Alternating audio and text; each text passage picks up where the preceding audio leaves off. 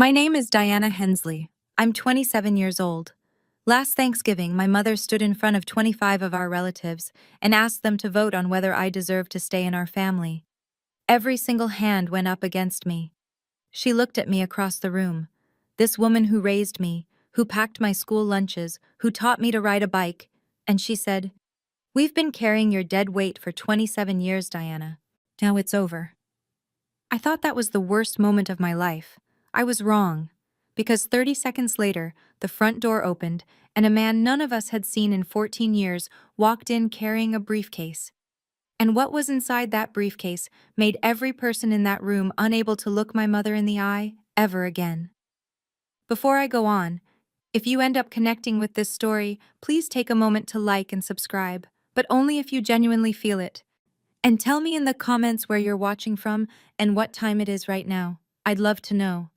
Now let me take you back to last November, the Wednesday night before Thanksgiving, when I almost decided not to go. I'm sitting in my car in my mother's driveway, engine still running, hands locked on the steering wheel at 10 and 2, like I'm about to take a driving test. The house is lit up. Every window.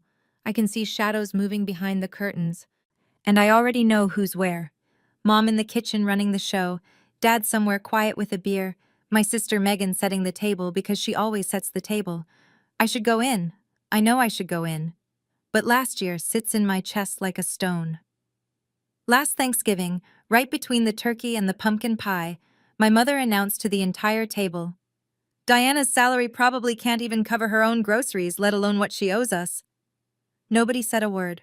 Not my dad, not my sister, and not a single aunt or uncle or cousin. They just kept chewing. Here's what kills me. I'm a school counselor. I've been financially independent since I was 18. I took out my own student loans. I pay my own rent, my own car insurance, my own everything. I have never, not once, asked my family for money. But my mother tells people I did. And they believe her. Every single time. My phone buzzes. A text from Megan. "Mom's been cooking since 5 a.m. Don't be late, you know how she gets." I know how she gets. That's exactly the problem. I turn off the engine, open the door. The November air bites my face. I tell myself what I always tell myself. Just get through the meal. Smile. Don't react. 4 hours, then you're free. I'm halfway up the porch steps when I hear her voice from inside the kitchen. "Oh, she actually showed up this year. Gerald, set one more plate, the cheap ones."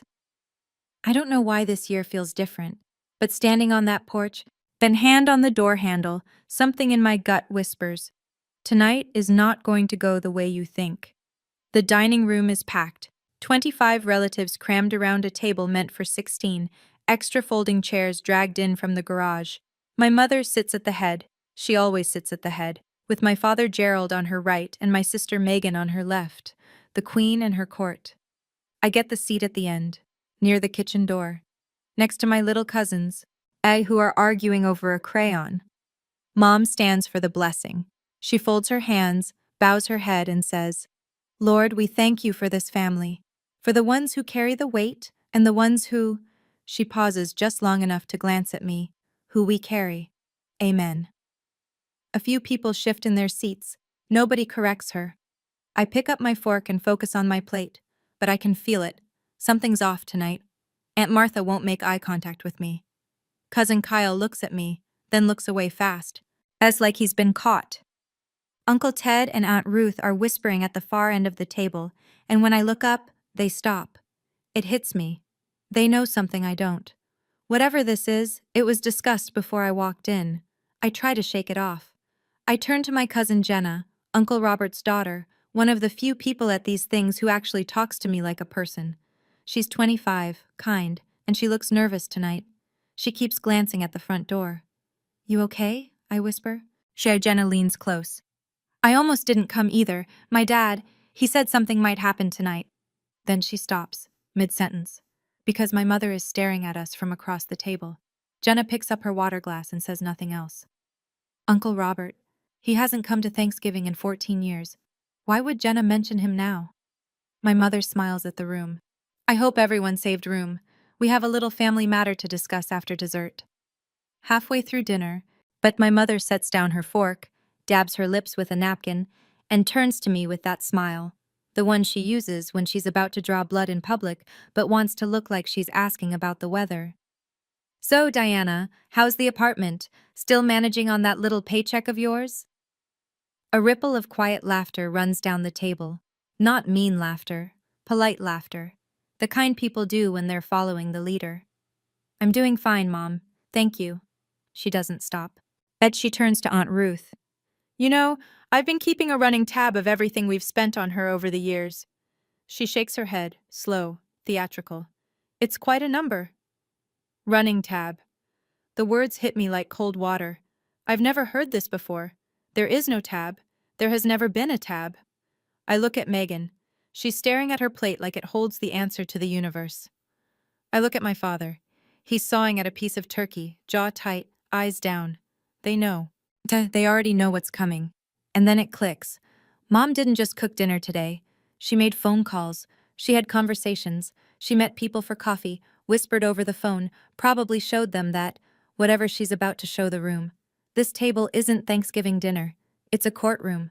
And I walked in without a lawyer. Mom reaches into the pocket of her cardigan and pulls out a folded piece of paper. She holds it up just for a second, doesn't open it, doesn't read it, then tucks it back. I've got the numbers right here, but we'll get to that later. She picks her fork back up and takes a bite of green bean casserole, like she hasn't just detonated a grenade under my chair. My hands start shaking under the table. I press them flat against my thighs and breathe. That piece of paper. I don't know what's on it yet. But I know one thing. My mother never bluffs without an audience. There's an empty chair in the corner of the living room. A brown leather recliner, cracked at the armrest. Nobody sits in it. It used to belong to my grandfather. Grandma and Grandpa Caldwell died when I was 13. Car accident on Route 9, coming home from church on a Sunday morning. One phone call and they were gone. Both of them.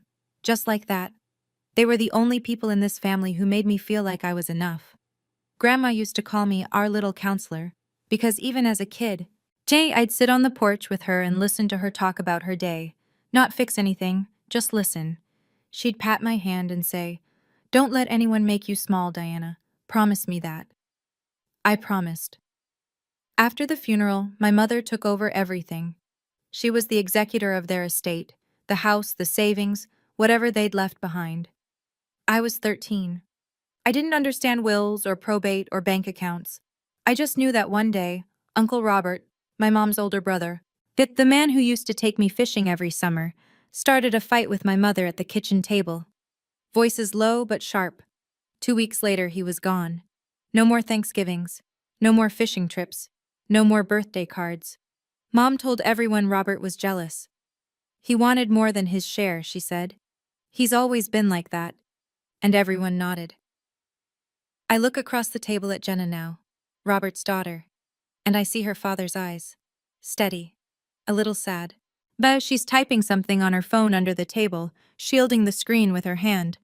I remember something else, a detail I haven't thought about in years. Grandma once mentioned a savings account. Set aside for the grandkids' education, she said. After they died, Mom told me it was nothing. Barely enough to cover the funeral costs. I was 13. I believed her. Dinner ends, plates get stacked, the kids run off to the den, and then, instead of coffee and pie, my mother claps her hands twice, like she's calling a meeting to order, and says, "Everyone, please move to the living room. There's something we need to discuss as a family." The living room. I step in and freeze. The furniture has been rearranged, chairs pulled into a wide circle, the coffee table pushed to the side. This isn't spontaneous. She set this up before anyone arrived. I think about leaving, right now, grab my coat, walk out the front door, drive home. But I know what happens if I do. Mom shakes her head, sighs that long sigh, turns to the room and says, "See? She always runs. She can never face responsibility." And by morning, every relative in the circle will believe that version. My version won't exist because I won't be here to tell it. But if I stay, I'm sitting in a trial I didn't agree to. I think about Millfield. 8,000 people. I work at the elementary school. Parents know me. If my family turns their back on me publicly, then the rumors will follow me to work, to the grocery store, to every sidewalk in this town. That's how small towns work. Your family's opinion becomes everyone's opinion. I look for my father. Gerald is sitting in the second row of chairs, not front, not back, holding a Coors Light like it's a life raft. He doesn't look at me. He hasn't looked at me since dinner. My mother stands in the center of the circle, smoothing the front of her blouse. She puts on her reading glasses. She pulls out that folded piece of paper. Her voice trembles, just slightly, just enough. I know this is hard, but I've been carrying this burden alone for too long. Tonight, I need the family's help to make a decision. The tremble is perfect, rehearsed. I've watched her do it 100 times, at church fundraisers, at parent-teacher conferences, at the bank when she needed a fee waived. That tremble is a tool, but nobody else sees it. They just see a tired mother asking for help. As my mother unfolds the paper, slowly, like she's handling something sacred. I've put this off for years, she says. But Diana needs to hear this. You all need to hear this. She begins to read. Her voice is steady, clear. A woman delivering facts, not accusations. That's the trick. She always sounds reasonable. Item 1. The cost of raising Diana from birth through age 18. Housing, food, clothing, medical. At adjusted total, $112,000. She glances up to make sure the room is listening. It is. Item 2. College financial support that Diana has never repaid. Tuition supplements, books, emergency funds. Total, $23,000. My throat tightens. I didn't receive a cent for college. I took out loans. I worked 2 jobs sophomore year. There were no tuition supplements. There were no emergency funds. Item 3. She pauses for effect. Diana's share of expenses drawn from your grandparents' estate. Medical bills, transportation, miscellaneous support. Total, $18,000. She folds the paper, looks at the room. That's over $50,000. $50,000 that this family has invested in someone who has never once said thank you. The room is quiet. Aunt Ruth nods slowly. Uncle Ted crosses his arms. Cousin Kyle stares at the carpet. I open my mouth. Mom, that's not... I never... Please let me finish. Her hand goes up, palm out. You'll have your turn. But she keeps talking. She turns to Aunt Ruth. Do you remember when I had to sell Mom's silver tea set? That was to cover Diana's dental bills. Ruth remembers, or thinks she does. I never had dental bills paid by my mother. I've been on my own insurance since I was 22. But it doesn't matter. The room believes her. I can see it in their faces. Tight lips, folded arms, eyes that slide off me like I'm something unpleasant. I won't get my turn. I already know that. While my mother folds her reading glasses and tucks them into her pocket. She looks around the circle, every face one by one, and when she speaks, her voice drops to something almost gentle. I've thought about this for a long time, and I think it's only fair that we, as a family, vote on whether Diana should continue to be part of our gatherings, our traditions, and any future family decisions. The words don't register at first. Vote, she said vote. You're asking them to vote me out? My voice sounds far away, like it belongs to someone else. Of our family? I'm asking them to vote on what's fair. This family has suffered enough. I look at Megan. My sister, my older sister who I shared a bedroom with for 16 years, stares at her own hands in her lap. She doesn't move. I look at my father. Gerald examines the floor like he's never seen hardwood before. I look around the room. 25 faces. These are people I've cooked Thanksgiving sides for, people whose kids I've babysat on weekends. Cousin Kyle, who I drove to his SATs because his car broke down. Aunt Martha, who I called every Sunday for 6 months after her hip surgery. Uncle Ted, who I helped move into his new apartment last spring. Not one of them says, "This is insane, Patricia. You can't vote someone out of a family." Not one. And I understand all at once, felt like a window breaking, that my mother didn't decide this tonight. She campaigned. She called each of them. She presented her version, her numbers, her tears. This vote was decided before I parked my car in the driveway. Mom! My voice cracks, but I push through. I paid my own way through college. I've never asked you for a single dollar. She turns to the room and shakes her head. Sad, patient. A woman dealing with a difficult child. See, this is what she does. She rewrites history. And that's exactly why we're here. I want to pause here for a second, because standing in that circle, listening to my mother rewrite my entire life in front of people I loved, there was a moment where I thought, am I wrong? Have I really been a burden this whole time and just didn't see it? 27 years of hearing it.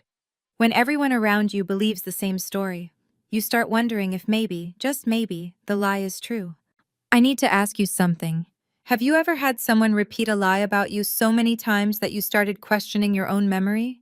That you started thinking, maybe I do owe them something? Tell me in the comments. I need to know I'm not the only one. Okay, back to that living room. My mother clasps her hands in front of her like a church elder calling for tithes.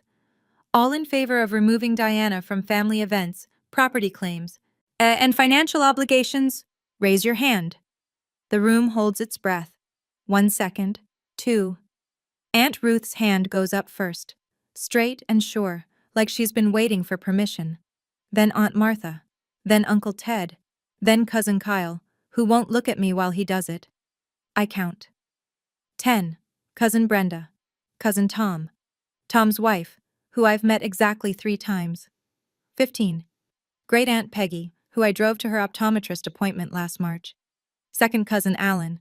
Yeah, who borrowed my jumper cables 2 winters ago and never returned them. 20.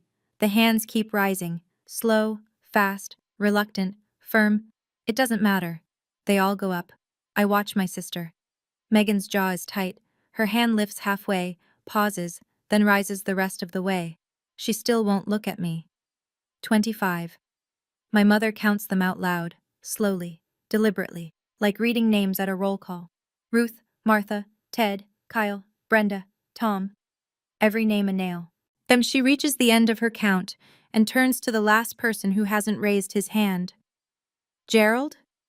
My father is sitting very still. The Coors light in his hand has gone warm. He stares at the can. The room waits. Gerald. Softer this time.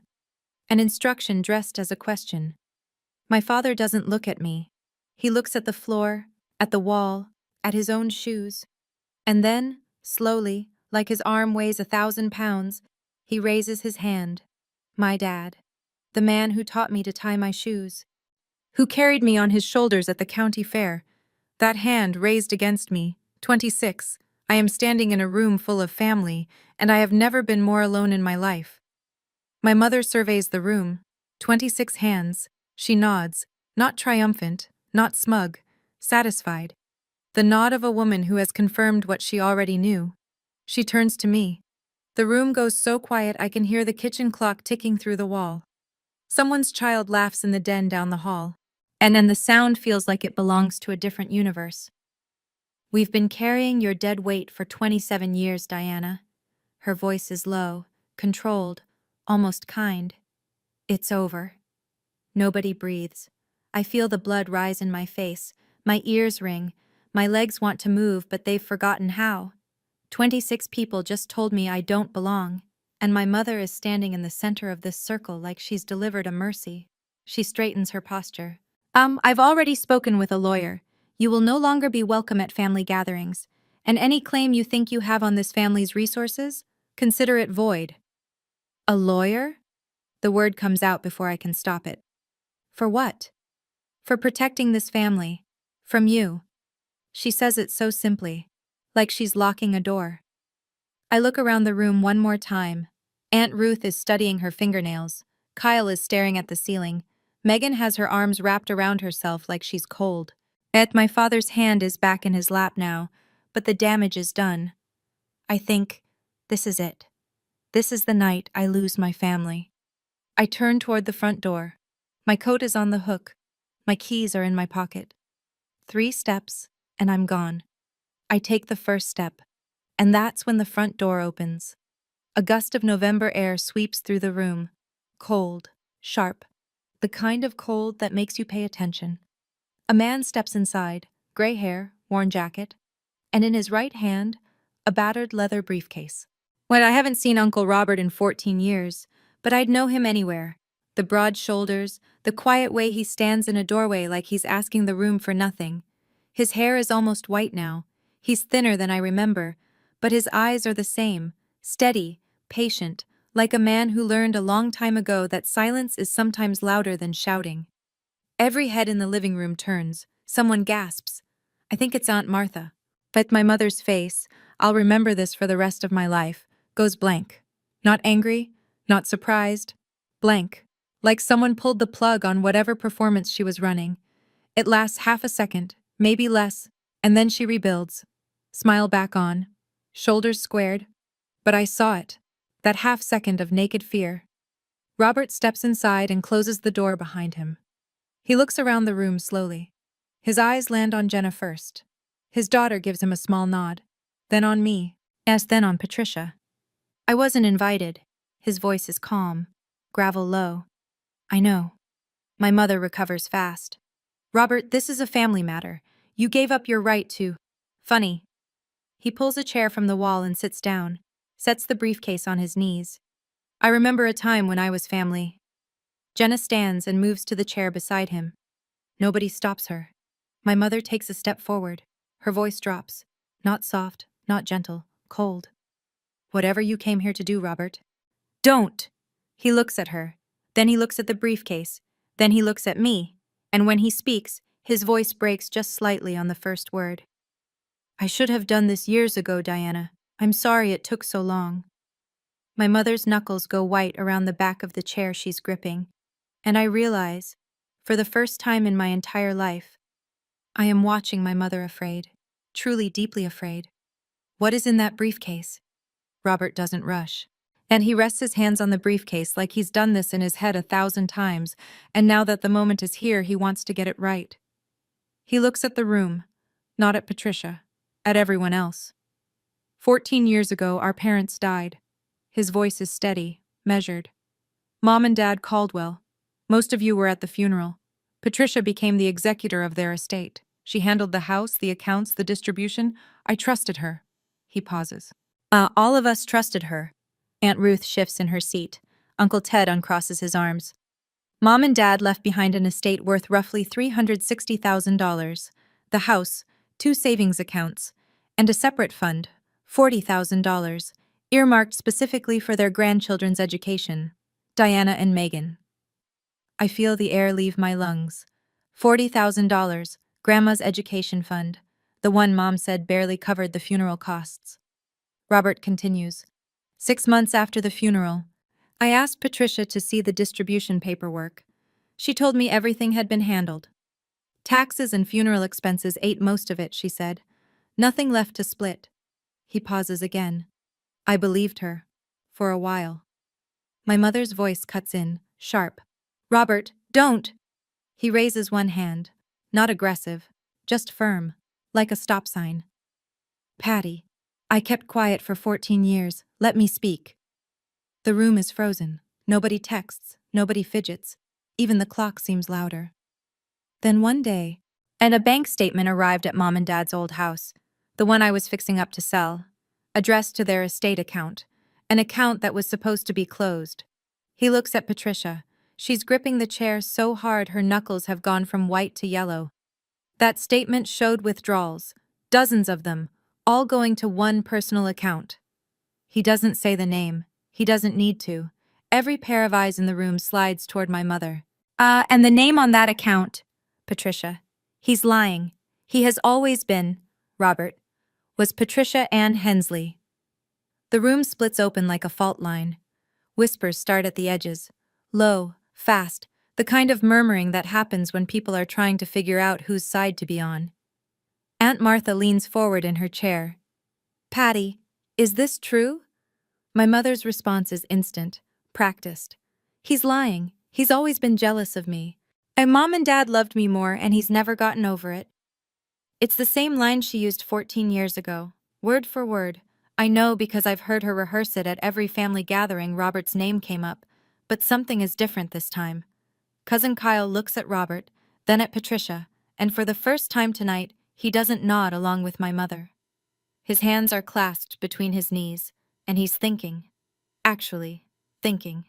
Megan is staring at our mother with an expression I've never seen on her face before, like she's doing math in her head and the numbers aren't adding up. Mom paid for Megan's entire college education, said it came from savings. Megan never questioned where. My father lifts his head. He looks at his wife, then at Robert, then at the briefcase. His hand, the one he raised against me 5 minutes ago, is trembling. Patricia pivots. She steps to the center of the circle, but positions herself between Robert and the room, and opens her arms slightly. The wronged mother, the accused innocent. This is exactly what he did 14 years ago. He tried to turn everyone against me then, and he's doing it again. Robert doesn't argue. He doesn't raise his voice. He simply says, "I don't need you to believe me. I have paperwork." He rests his hand on the briefcase, doesn't open it, just lets it sit there. My mother's voice goes tight as a wire. "If you open that, Robert, I swear." She doesn't finish the sentence. And that silence, that unfinished threat, tells the room more than any document could. Because she didn't say the papers were fake, she didn't say they were wrong, she just didn't want them opened. Robert unclasps the briefcase. The sound is small, 2 metal snaps, but in this room, it lands like a gunshot. Inside, the documents are organized with colored tabs, blue, yellow, red, 14 years of patience, sorted and labeled. And he pulls the first one, holds it up so the room can see. This is the original will of Henry and Margaret Caldwell, our parents. He sets it on the coffee table. Patricia told the family this document was lost. It wasn't. She filed a different version with the probate court. My mother. That will was amended before they... Robert reaches back into the briefcase. Funny you should say that. He lays a second document beside the first, side by side, 2 wills, same names. Different signatures. The one on the left is the original, notarized, witnessed. The one on the right is the version Patricia submitted to probate. He taps the second document. Take a look at the signatures. Cousin Kyle leans forward. Aunt Martha stands up to get a closer look. Even from across the room I can see it. The handwriting on the second will is tighter, more controlled. It doesn't match. My hands go cold. $40,000. That was supposed to be mine and Megan's. Wow, for school. For the future Grandma wanted us to have. Robert pulls a third document from the briefcase. A single page with a letterhead. I hired a forensic handwriting examiner. Certified, licensed. Here's her report. He sets it on the table. The signatures on the amended will are not consistent with Henry or Margaret Caldwell's known handwriting. The room has gone so silent I can hear the refrigerator humming in the kitchen. My mother hasn't moved. She's standing very still, one hand pressed against her collarbone, and for the first time tonight, she has no words. Robert looks at her, then at the room, then at me. I'm not guessing, Patty. I've spent 14 years making sure every page in this folder is certified. Robert reaches into the briefcase one more time. This time it's a stack of bank statements. Not photocopies, originals, stamped and dated. He fans them across the coffee table like a dealer laying out cards. These are certified records from First National, the estate account of Henry and Margaret Caldwell. His finger traces down the first page. Starting 3 months after the funeral, withdrawals begin. $12,000, $15,000, $10,000, always transferred to the same personal checking account. He flips to the next page, and the next, each one showing the same pattern, money leaving the estate, landing in the same place. Over the course of 2 years, $180,000 was moved out of our parents' estate. $180,000. He looks up. Patricia's name is on the receiving account, her social security number, her signature on every transfer authorization. The silence is so complete, I can hear the refrigerator humming through the kitchen wall. My mother breaks first. Those are forged. He fabricated. These are bank-certified records, Patty. Stamped, dated, your account number, your name. Aunt Ruth, the woman who raised her hand before anyone else, who nodded along to every word my mother said, is staring at the statements with her mouth slightly open. Her hand, the one that voted me out, has dropped to her lap. My father speaks. For the first time all night, Gerald Hensley opens his mouth. Patty? One word. But it's not the voice of a man who's going along with things anymore. It's the voice of a man who just realized the floor beneath him isn't solid. Patty, answer me. Is any of this true? My mother doesn't answer him. And she turns to the room instead, scanning for allies, reaching for the old playbook. He's always been jealous. Our parents loved me more and he couldn't, but Aunt Ruth cuts her off, quietly, almost gently. Patty, did you use Mom and Dad's money? I watch my mother shift strategies in real time. It happens fast, like changing lanes on a highway. The accused becomes the martyr. Her shoulders drop, her chin trembles, tears pool in her eyes, and I honestly can't tell if they're real. Do you know how hard it was? Her voice breaks beautifully. Managing everything alone after Mom and Dad died? Robert walked away. Gerald didn't help. I did everything. The funeral, the paperwork, the house, the taxes, all of it fell on me. She presses a hand to her chest. Maybe I made some mistakes, but everything I did for this family. For a moment, just a moment, I see some of the relatives softening. Aunt Martha's face flickers. Uncle Ted looks at the floor. It's working. The performance is working. Then Robert speaks. Mistakes. The word comes out flat and hard. You forged their signatures, Patricia. You rewrote their will. You stole $180,000 from your own dead parents. He pauses. Each sentence is a brick. And then you told everyone that Diana, a 13-year-old girl, was the reason the money was gone. That last sentence lands like a slap. I watch it hit the room, face by face, chair by chair. Aunt Martha's softness vanishes. Uncle Ted's jaw tightens. 25 people are looking at me now, the girl who 5 minutes ago they voted to throw away. And they're doing the math they should have done years ago. My mother explodes. Get out of my house, Robert! Get out! Robert stands up, slowly. He picks up his coat, but before he leaves, he places the entire folder, every document, every statement, every report, in the center of the coffee table. I'm leaving. His voice doesn't waver. But these papers aren't. Megan pulls her chair forward. She picks up a bank statement, reads it. Her hands are shaking. She looks up at our mother. Her voice is small but clear as glass. Mom, the tuition you said you paid for me, that came from Grandma and Grandpa's money, didn't it? My mother stares at Megan. Her mouth opens. Nothing comes out. The room fractures. Half the family is clustered around the coffee table, passing documents hand to hand, reading in silence. The other half sits frozen, watching Patricia like they're seeing her for the first time. Cousin Kyle is the first to move. He pushes out of his chair, crosses the room, and stops in front of me. His face is flushed. His voice is rough. I didn't know. Diana, I'm sorry. I nod. I can't speak yet. My mother sees him standing with me, and something breaks behind her eyes. She turns to my father, grabs his arm. Gerald, say something. I tell them this is a misunderstanding. Gerald looks at his wife. It's the longest I've ever seen him hold her gaze, and then he shakes his head. I can't, Patty. I can't do that. 5 words, the most important 5 words my father has ever spoken. And they're 14 years too late. But they're here. Aunt Ruth stands and walks out of the room without a word. I hear the front door open and close. Aunt Martha follows 30 seconds later, pulling on her coat with quick, angry movements. One by one, people begin to leave. Not all of them, but enough. Enough to turn my mother's living room, her stage, her courtroom, into something small and empty. Patricia stands in the center of the circle that isn't a circle anymore. Chairs pushed back, seats abandoned.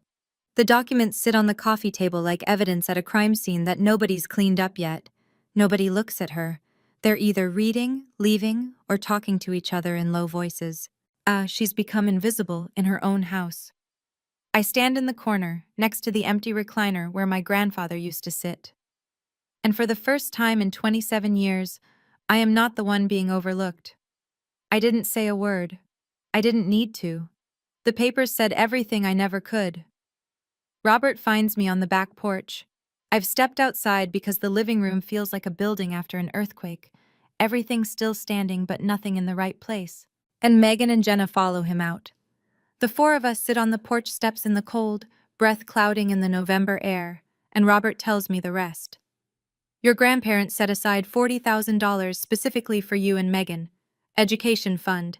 It was in the original will, clear as day. He rubs his hands together. Patricia liquidated it within a year of their death, used it to remodel her kitchen and master bathroom. The renovation she told everyone she'd been saving for. The kitchen I've eaten Thanksgiving dinner in every year. The kitchen she cooked tonight's meal in, built with money that was mine. She needed a cover story, Robert says, so she started telling people that you were expensive, that you were a financial drain. You were 13, Diana. You couldn't defend yourself. You didn't even know there was money to defend. Megan is crying. Quiet tears, no sound. As she's hugging her knees on the step below me, I ask the question that's been building for an hour. Why didn't you say something sooner? Robert's face tightens. I tried. 14 years ago, I confronted her. She told the family I was an alcoholic, that I was jealous, that I wanted more than my share. His voice drops. Everyone believed her. I lost everything. Holidays, birthdays, watching Jenna grow up around her cousins. I lost this family. He looks at the briefcase sitting beside him on the porch. I needed evidence that couldn't be denied. Bank-certified records, a handwriting expert, a lawyer's review. That takes time. And money I didn't have much of. He puts his hand on my shoulder. I didn't gather these papers to destroy Patty. I gathered them so you could know the truth. What happens next? That's up to this family. Megan wipes her face with the back of her hand and stands up without a word. As she walks back inside, I watch her through the screen door. She crosses the living room to where our mother is sitting alone on the sofa. Patricia looks smaller now. The overhead light catches every line on her face, every bit of mascara that's smudged. The queen without her court. Megan stands in front of her, doesn't sit. Mom, look at me. Patricia looks up. Did you pay for my college with Grandma and Grandpa's money? I did what I had to do. Megan. That's not an answer. You got your degree, didn't you? A flash of the old Patricia, defiant, certain. You got your life. I gave you that. You gave me that by stealing from Diana, from Uncle Robert, from Grandma and Grandpa. Don't you turn on me too. My mother's voice rises to a pitch I recognize, the warning tone, the one that used to make us both go quiet as children. I am your mother. Megan doesn't flinch. And Diana is my sister. She turns and walks back to the porch, sits down beside me. For a long time, neither of us speaks. Then she says it, quietly, like she's admitting something she's been carrying for years. There was a time Mom told me not to lend you money. She said you'd never pay it back. Megan's voice cracks. You called me once. Your car broke down. You needed $200, and I said no. I remember. A Tuesday night in October. Rain so heavy I could barely see the road. As I walked 3 miles home because my sister said no, because my mother told her to. I didn't know, Megan whispers. I swear I didn't. I believe you. She leans her head against my shoulder. We sit like that, in the cold, listening to the sounds of a family rearranging itself inside. I was the golden child, she says finally, and I didn't even earn it.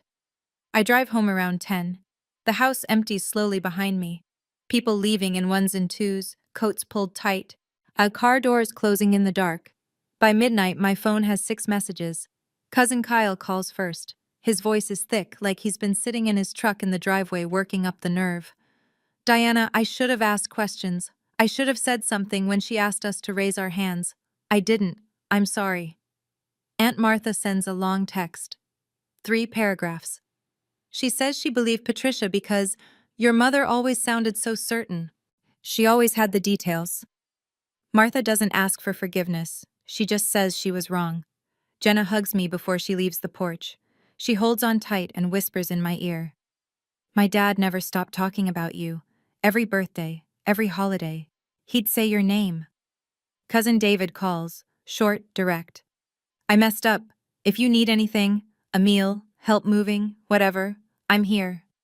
Aunt Ruth comes back, 11 o'clock at night, headlights in the driveway.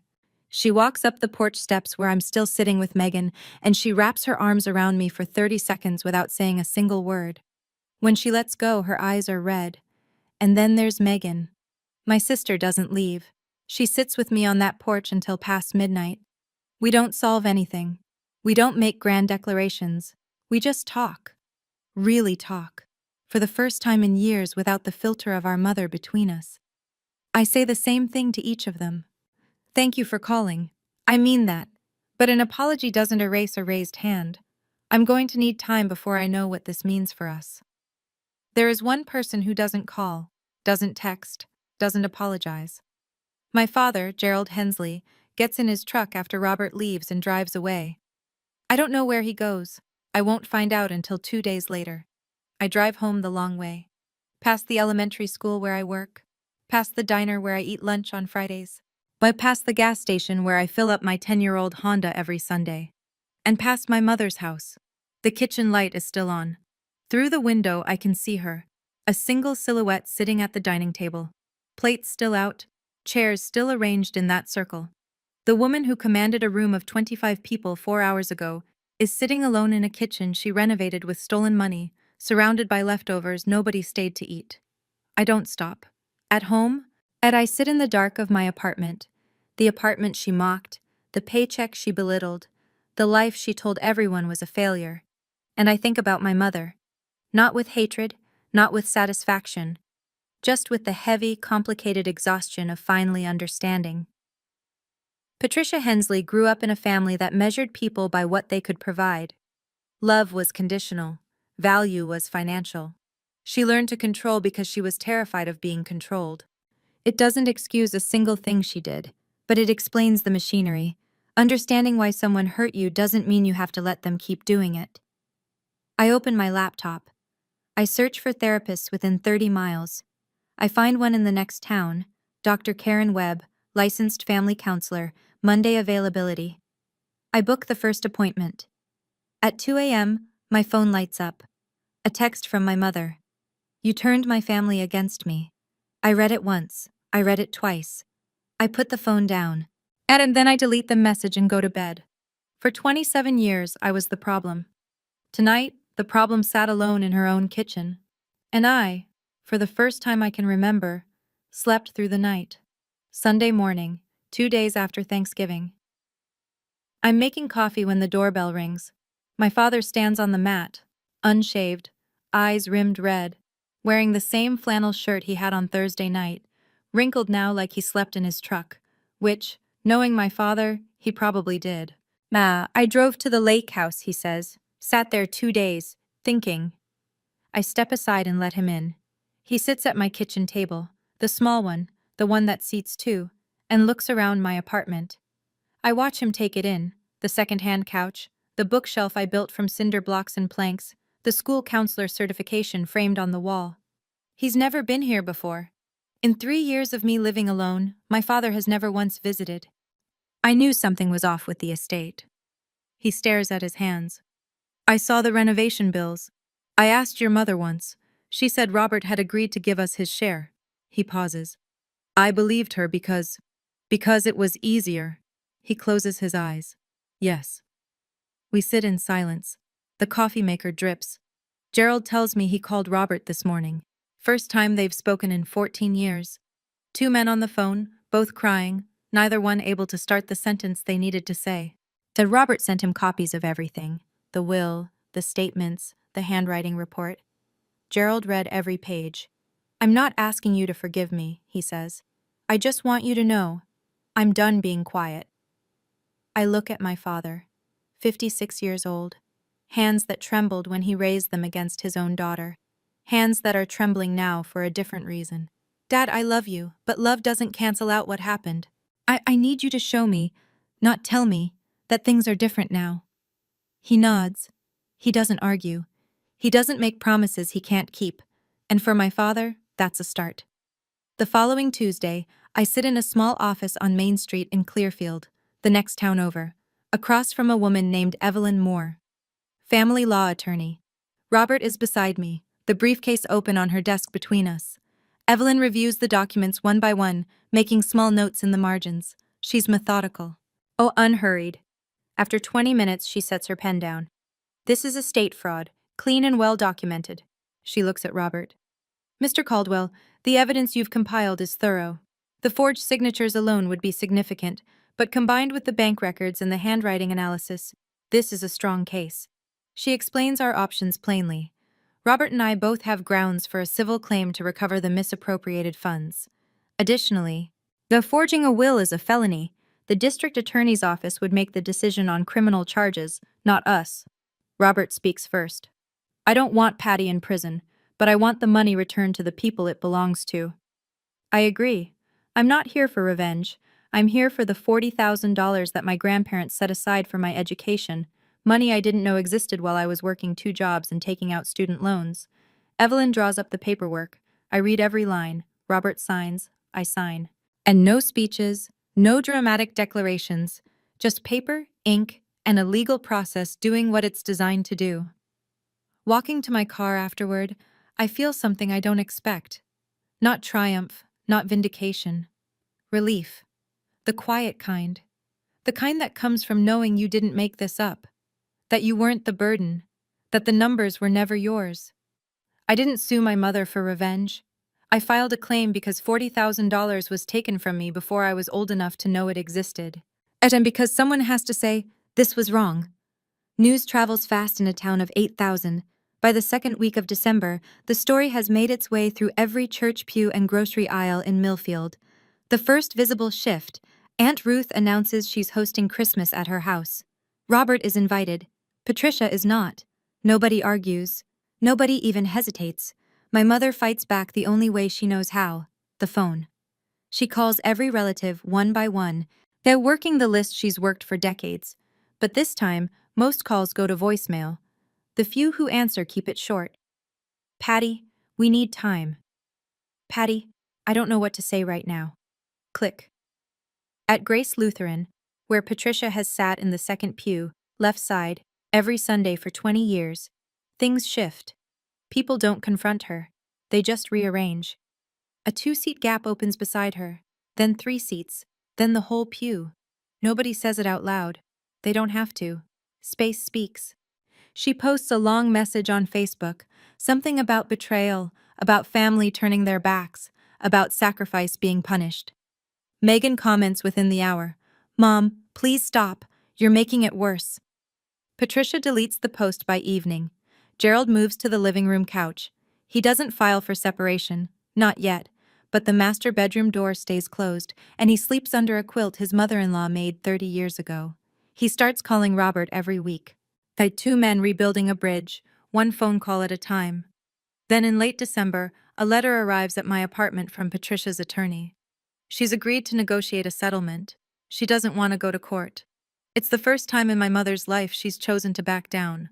And the only reason she's doing it is because, for the first time, she can't control what happens next.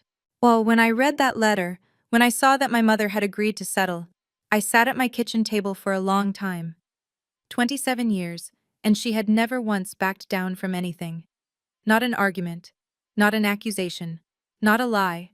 All it took was 1 worn-out briefcase and a man patient enough to wait for the right moment. But I keep asking myself, if Uncle Robert hadn't walked through that door, where would I be right now? Would I have fought back alone? Or would I have just disappeared? What would you have done?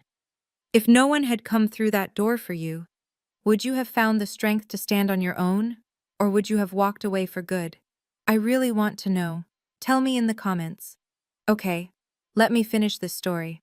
Millfield is the kind of town where everyone knows your business by Tuesday. My mother built her reputation over 3 decades. It unraveled in 3 weeks.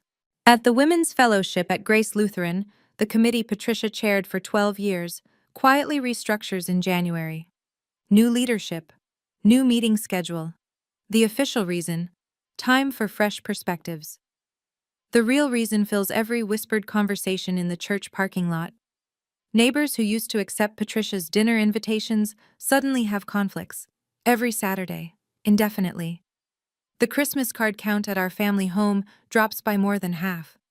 Meanwhile, as something unexpected happens to me. At school, a parent I barely know, a woman named Linda whose son I counseled through his parents' divorce, stops me in the pickup line. "I heard what happened, Miss Hensley. For what it's worth, this town is better because you're in it." She squeezes my hand and walks away before I can respond. It's a small thing. But in a small town, small things are everything. Robert comes to Christmas at Aunt Ruth's house. 14 years since he's had a place at a family table.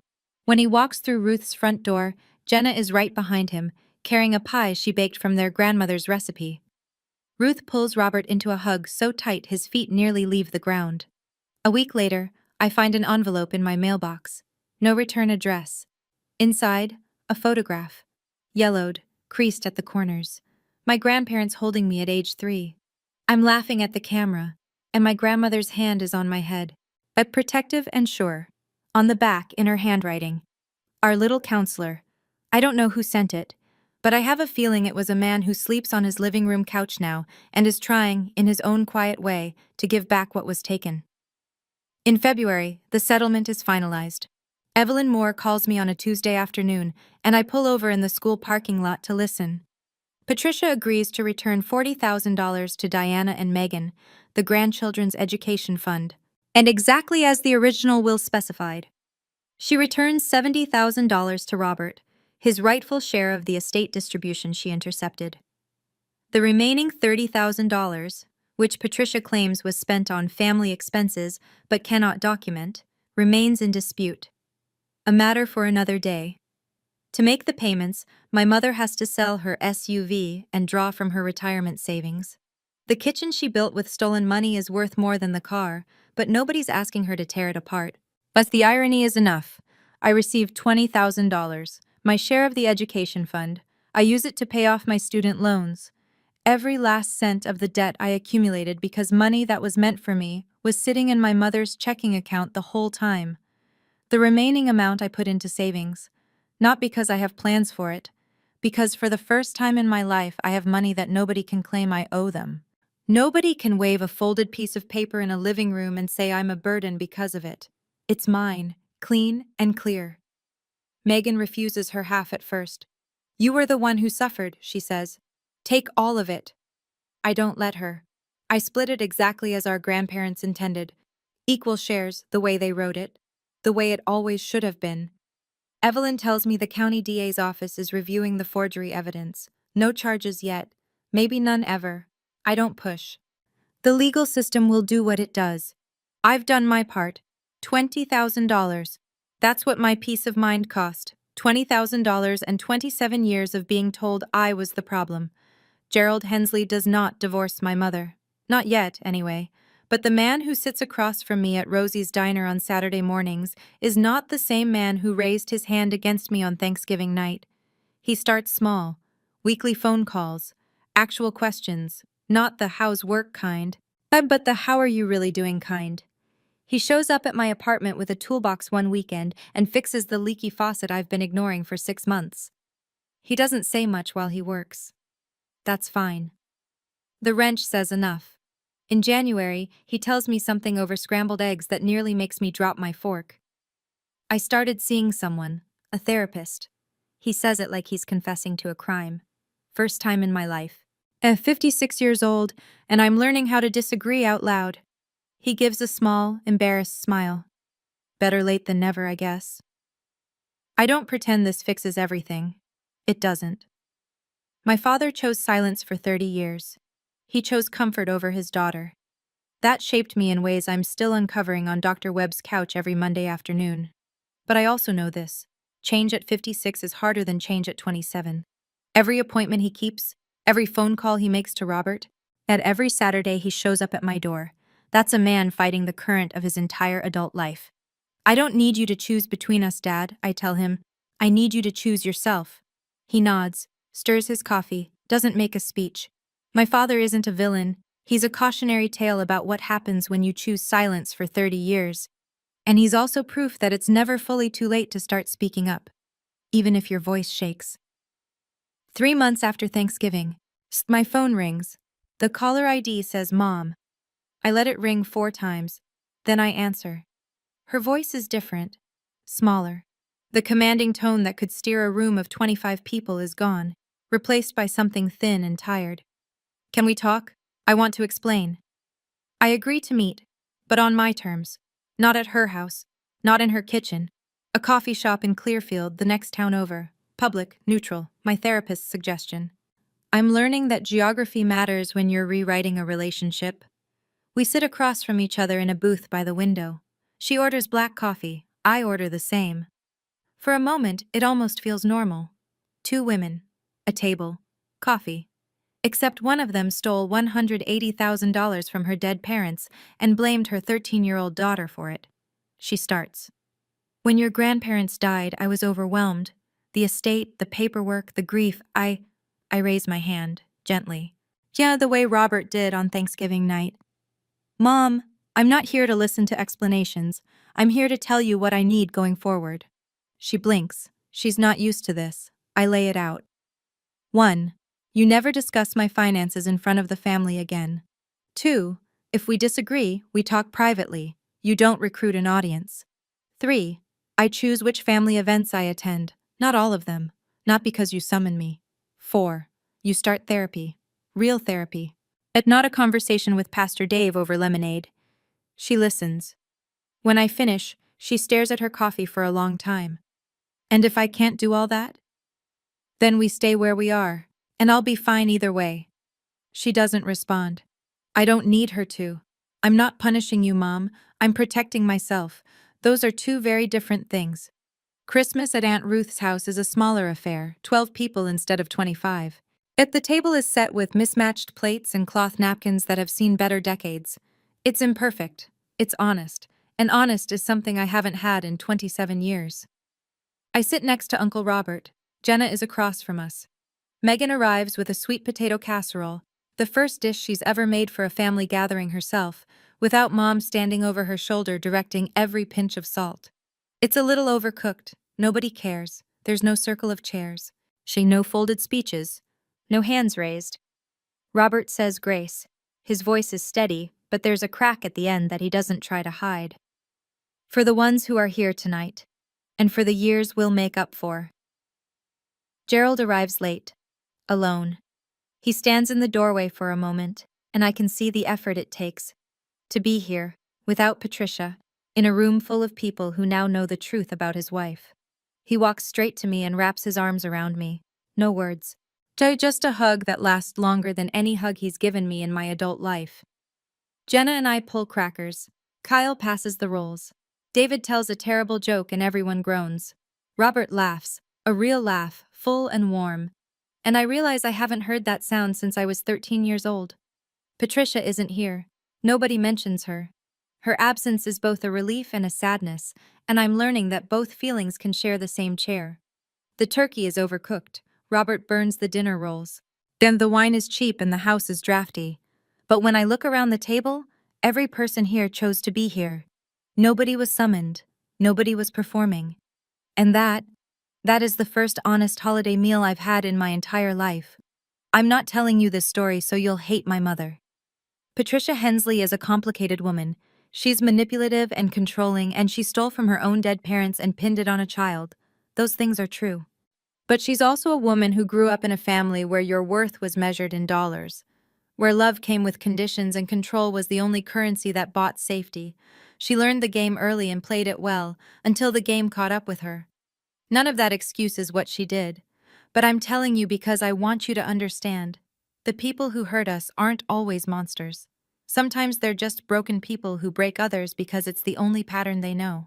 I'm sharing this story because I know some of you are sitting at that table right now. The end seat, near the kitchen, next to the kids, being told you're a burden by the very people who were supposed to protect you. And maybe, like me, you've heard it so many times you started believing it. So let me say this clearly. You don't have to prove anything to anyone. You just have to stop believing the version of you that someone else wrote. I learned that boundaries aren't walls, they're doors.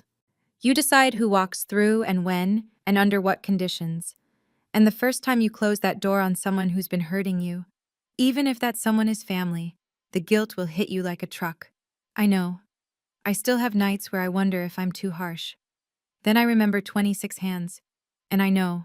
I'm not harsh. I'm just finally learning to stop putting other people's comfort above my own safety. Uncle Robert taught me something I'll carry forever. The truth doesn't need to shout.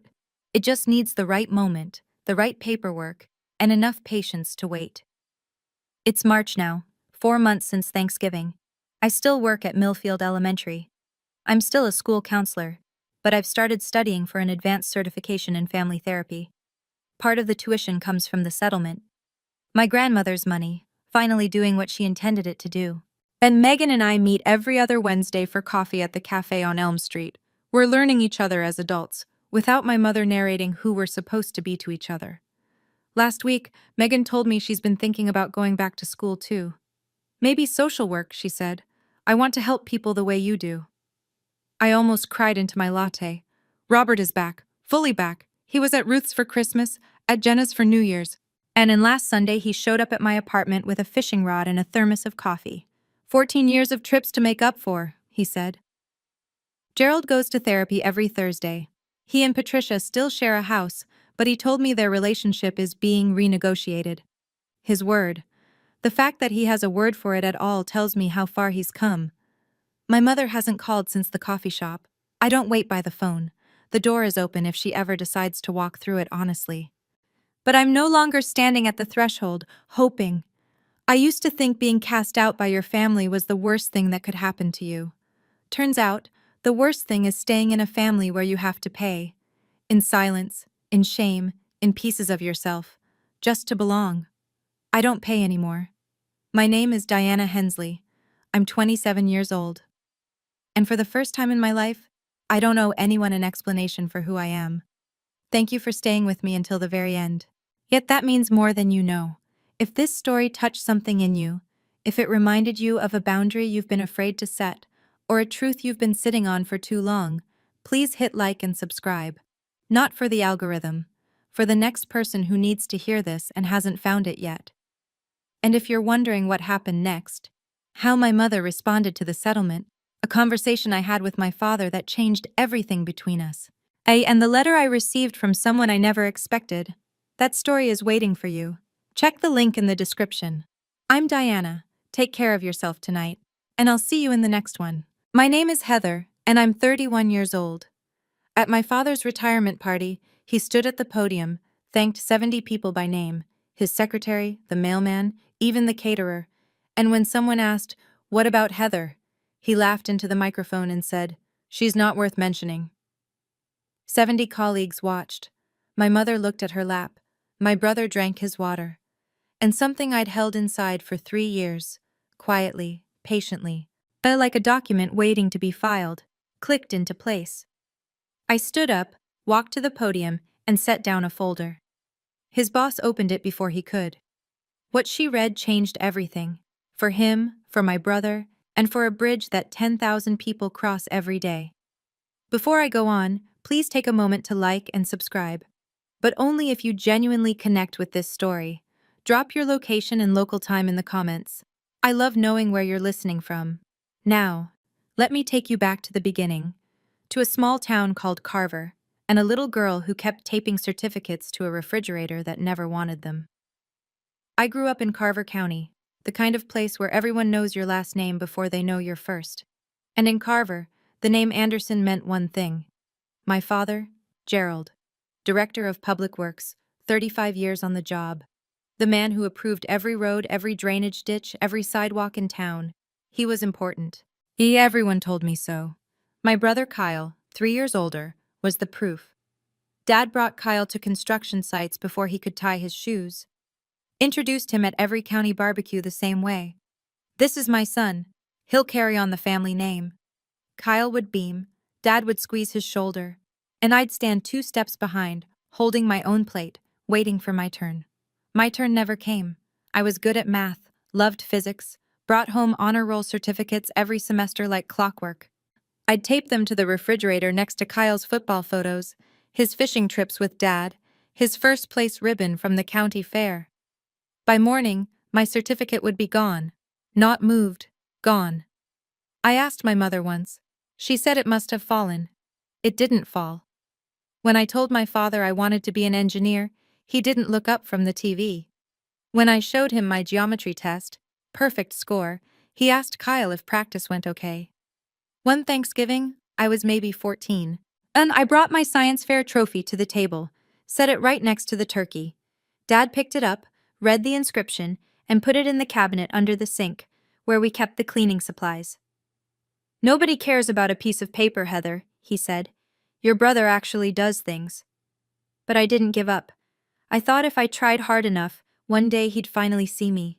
I was wrong, but wrong in a way I never could have imagined. Senior year, and I got accepted into state with a full ride, civil engineering. The letter came on a Tuesday. I remember because I stood in the kitchen holding it for 20 minutes, rehearsing how I'd tell Dad. He wasn't home. He was at Kyle's community football game. Not a tournament, not playoffs, just a Saturday league scrimmage that happened to fall on the same evening as my high school graduation ceremony. Kyle had a game that day. My mother called from the bleachers, voice low so Dad wouldn't hear. "Ma, you know how your father is," she whispered. I'd heard that sentence 100 times. It was her version of an apology, soft enough to say, empty enough to mean nothing. Dad paid for Kyle's college, private school, business administration. Kyle moved into a dorm with a mini fridge and a flat screen. I moved into a shared apartment off campus with 2 roommates and a hot plate. Scholarship covered tuition. Everything else, books, food, gas, came from the diner where I waited tables 4 nights a week. Nobody in my family mentioned my major. Not once. Not when I made the dean's list. Not when I got the undergraduate research grant. Not when I was named top of my class in structural analysis. But they mentioned Kyle's promotion. Every Thanksgiving, every Christmas, every phone call. The Thanksgiving I graduated, 22 years old, magna cum laude, bachelor's in civil engineering. Dad carved the turkey and said, "Oh, an engineer? What, you gonna build bridges?" Then he laughed. Kyle laughed too. I smiled and passed the gravy. Funny thing is, he was right. I would build bridges. Or more precisely, I'd fix the one he nearly destroyed. After graduation, I moved to Ridgemont, 45 minutes east of Carver, far enough to breathe. I landed a junior position at Marsh & Callaway Engineering. Small firm, serious work. Bridges, overpasses, municipal infrastructure. My boss, Elaine Marsh, founding partner, 55, the kind of woman who could read a load calculation the way most people read a menu, saw something in me early. She mentored me, pushed me, made me present at client meetings when I wanted to hide behind spreadsheets. I passed my PE exam at 27. Professional engineer. In my field, that's the license that says you're trusted to stamp drawings that keep people alive. Bridges, hospitals, schools. Your signature means, if this fails, wow, it's on you. I was one of the youngest PEs in the firm's history. I called home to share the news. Dad picked up. "I passed my PE," I said. Silence. Then, Kyle just got promoted. Kyle had been hired at Dad's department, project coordinator at the county public works office. No engineering degree required. Dad pulled strings. Everyone in Carver knew it. Nobody said it. I hung up the phone and sat in my car for 15 minutes, and for the first time, yes, I let myself think the thought I'd been dodging my whole life. It wasn't that I hadn't done enough. It was that he never wanted me to do anything at all. That same week, Elaine gave me a piece of advice I didn't fully understand yet. She said, "Keep a copy of everything you sign. Everything. Every drawing, every email, every revision. That's not paranoia. That's professionalism." I listened. I filed. I saved. I didn't know that 2 years later, that habit would change everything. 3 years before the retirement party, Carver County broke ground on the Millbrook Bridge. If you're not from around here, you need to understand what that bridge meant. Millbrook Road was the main artery connecting the north side of the county, 2 schools, the regional hospital, a senior living facility, to the highway. The old bridge was 60 years old, weight restricted, and groaning every time a school bus crossed it.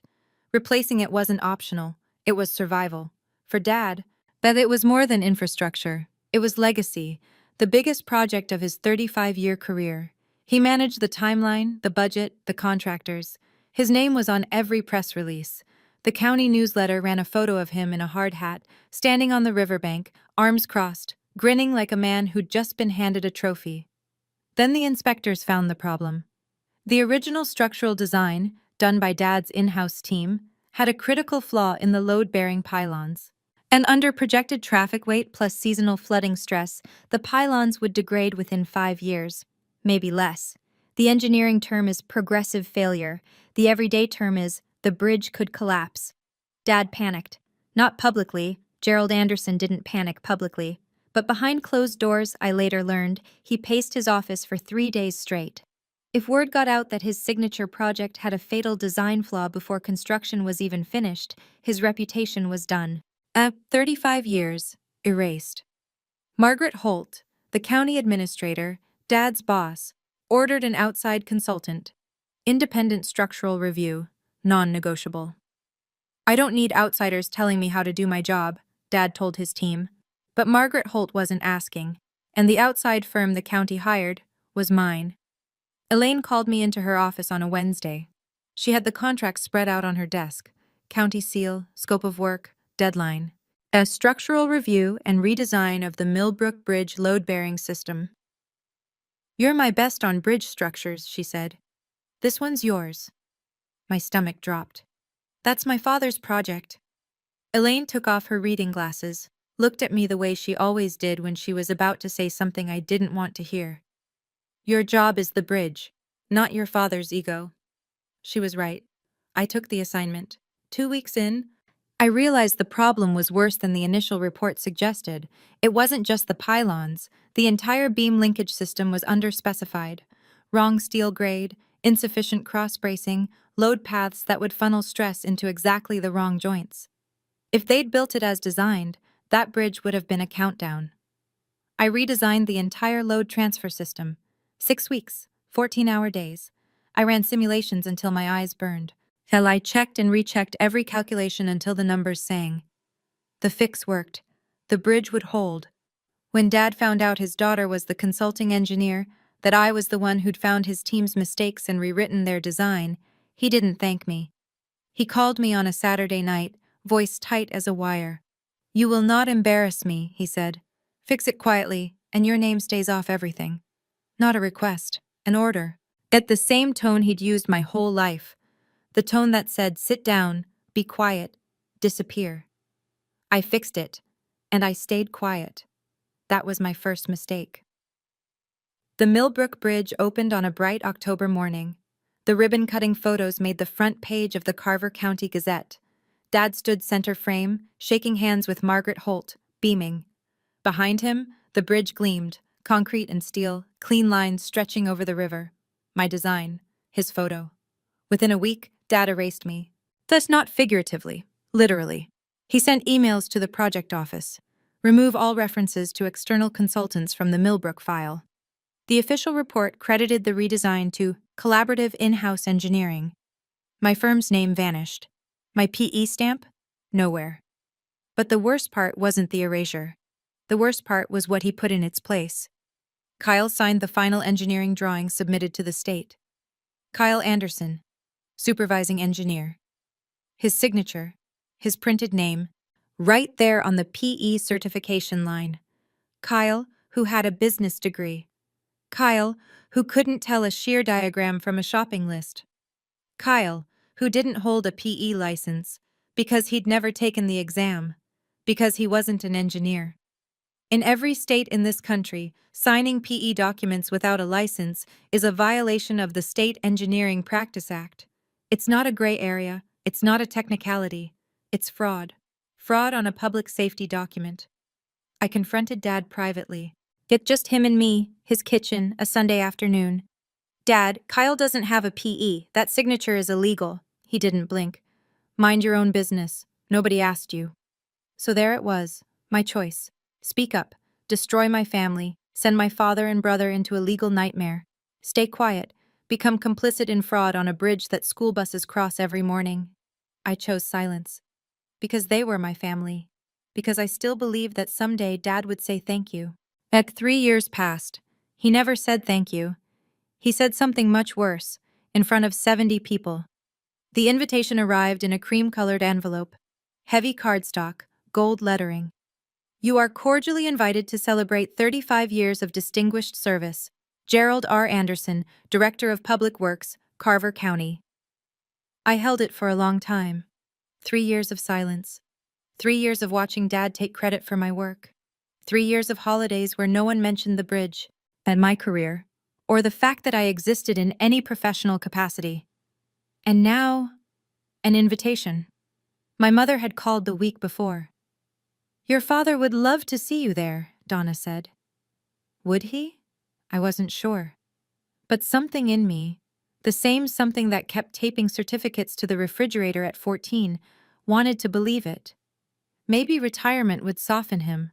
Maybe without the job, without the title, without the need to perform, he'd just be a father. My father. I drove 4 hours.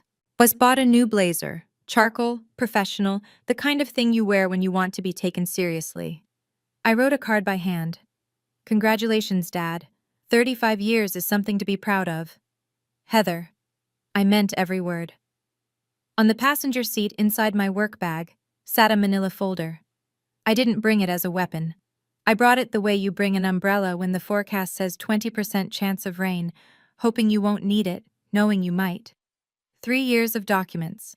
Good drawings, emails, the state board letter, all originals, all verified, all sitting in that folder since the day Dad told me to mind my own business. I merged onto the highway toward Carver and told myself, tonight will be different. The folder stayed in the bag. I didn't know yet that by the end of the night, it wouldn't. The Carver County Community Hall looked like it was hosting a wedding. White tablecloths, centerpieces with little American flags and miniature hard hats. A cute touch. Someone's idea of a joke. A banner stretched across the back wall. 35 years of service, Gerald Anderson. Below it, a projector screen cycled through a slideshow of Dad's career. I stood in the doorway and watched the photos scroll. Dad shaking hands with the governor. Dad at a groundbreaking. Dad and Kyle at a county picnic, matching polo shirts, arms around each other. Dad and Kyle at the Millbrook site. Dad and Kyle at Christmas. 40 photos. I counted. Not one included me. There was a family photo. I remembered the day it was taken, Kyle's 16th birthday. I'd been standing on Dad's left side, but the version on the screen was cropped. I was gone. I found my seat at the back table, near the door, the table closest to the exit. I didn't think about what that meant until later. Mom spotted me from across the room. She waved, a small flutter of fingers, but didn't get up. Kyle sat at the head table with Dad, shaking hands with county officials. At his suit too tight across the shoulders, he looked like a man playing a part he'd been rehearsing his whole life. Dad saw me. Our eyes met across 60 feet of white tablecloth and candle flame. He gave me a nod, the kind you give a distant acquaintance at the grocery store. Quick, polite, forgettable. A woman at my table leaned over. Are you Gerald's daughter? I said, her eyebrows lifted. Oh, he never mentioned you. He never mentioned me. I should have been used to it by now. But hearing it from a stranger, that hit different. Margaret Holt took the podium at 7:30 sharp. Tall, silver-haired, the kind of authority you feel before you see. She tapped the microphone twice. Good evening, everyone. We're here tonight to honor a man who has shaped this county's infrastructure for 35 years. Under his leadership, we've seen the Millbrook Bridge, the Route 9 expansion, at the downtown drainage overhaul, projects that will outlast all of us. She smiled. Please join me in welcoming Gerald Anderson. Applause filled the room. Dad rose from the head table, buttoned his jacket, and walked to the podium like he'd been walking to podiums his whole life. Confident, measured, in control. He started with a joke about potholes. People laughed. Then he got serious. I want to thank some people. My heart beat a little faster. He thanked Donna first. My rock. I've 40 years of putting up with late nights and muddy boots. Mom dabbed her eyes. The room clapped. He thanked Kyle. My son, the future of this family. I'm proud to say he's carrying on right where I left off. Kyle stood briefly. More applause. He thanked Janet, his secretary for 22 years. She organized my life better than I ever could. He thanked Bill the mailman. The caterer, by first name, Rosa. The night security guard, Pete. The guy who fixed the copier. And each name was a stone, and I sat at the back table, sinking. He paused, scanned the room, smiled. I think I've thanked everyone who matters. He set the microphone down, and from somewhere in the back row, a voice I didn't recognize, someone called out, What about Heather? 70 people turned to look at my father, and my father, microphone still warm in his hand, laughed. He picked the microphone back up, casual, like someone had asked about the weather. That he looked toward my table, Not at me, toward me, the way you glance at furniture. And said it. She's not worth mentioning. 4 words. A microphone. 70 witnesses. The room didn't gasp. That only happens in movies. What actually happened was worse. Silence. The specific kind of silence where everyone looks down at their plates at the same time. Forks stopped. Glasses paused halfway to lips. Someone coughed. Mom lowered her head. I could see her hands folded in her lap, eyes squeezing each other white. Kyle. I watched him. He didn't flinch, didn't turn around. He picked up his water glass and drank. Like nothing had happened, like his sister hadn't just been erased in front of every professional contact their father ever had. 70 people heard it. Not one said a word. And in that silence, I understood something I'd been circling for 31 years. Their silence wasn't agreement. But it also wasn't protection. It was nothing. Now, and nothing, when you needed someone to stand up, was the same as siding with him. 3 years. 3 years I'd kept that folder in my desk drawer. 3 years of waiting for him to call, to acknowledge, to say the 2 words that would have made everything different. And his answer, broadcast through a PA system to every engineer, contractor, and county official in Carver, was not worth mentioning. Something shifted inside me. Not anger, not sadness. Clarity. Yet the kind of clarity that doesn't burn. It focuses, like a lens pulling light into a single sharp point. I looked down at my bag. The folder was inside. It had been inside for 3 years. Not anymore. I stood up. The chair scraped against the hardwood, a sound louder than it should have been, or maybe the room was just that quiet. Mom reached for my arm. Her fingers closed around my wrist, gently, the way she always did, as if gentleness made up for everything she never said. Sit down, honey. Don't make a scene. I looked at her hand, then at her face, and for the first time in my life, I didn't do what she asked. I'm not making a scene, Mom. I'm just not sitting down anymore. I pulled my wrist free. Not roughly. Slowly. The way you set something down that you've been carrying too long. I reached into my bag and took out the folder. Manila. Ordinary. The kind you buy in a 10-pack at the office supply store. It weighed almost nothing in my hand. Yeah, but it held 3 years of silence. Every drawing, every email, every piece of proof that I existed in the story my father had spent his career rewriting. I walked between the tables. Left side, right side, white cloth and candlelight, and 70 pairs of eyes tracking me like I was crossing a courtroom. My heels clicked on the hardwood, steady, even, one step at a time. I could hear Elaine's voice in my head, but from a conversation months ago when I'd almost shredded the whole thing. The truth doesn't need to shout, it just needs to be placed where it belongs. Dad stood at the podium, microphone still in his hand, and as I got closer, 5 tables away, then 3, then 1, I saw something on his face I'd never seen before. He looked afraid. I stepped onto the riser, stood beside him, and said, quietly, so he had to lean in, 7 words. Before I leave, there's one thing Dad forgot to mention. My voice carried. Not because I raised it, because the room was so silent that a whisper would have echoed. Dad's jaw tightened. Heather, sit down. Low, through his teeth. A command, not a request. I didn't sit down. I placed the folder on the podium, gently, the way you lay down a hand of cards, and turned to the front table. Mrs. Holt, I said, this concerns the Millbrook Bridge project.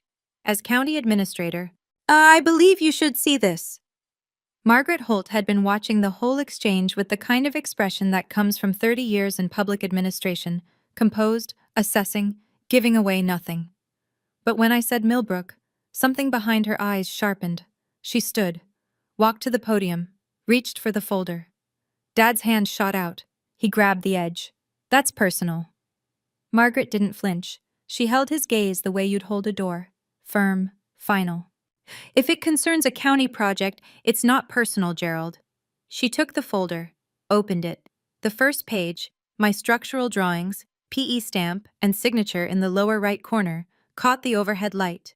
She turned to page 2, the emails. I watched her eyes move left to right, her lips pressed together. Page 3, Kyle's signature on the state filing.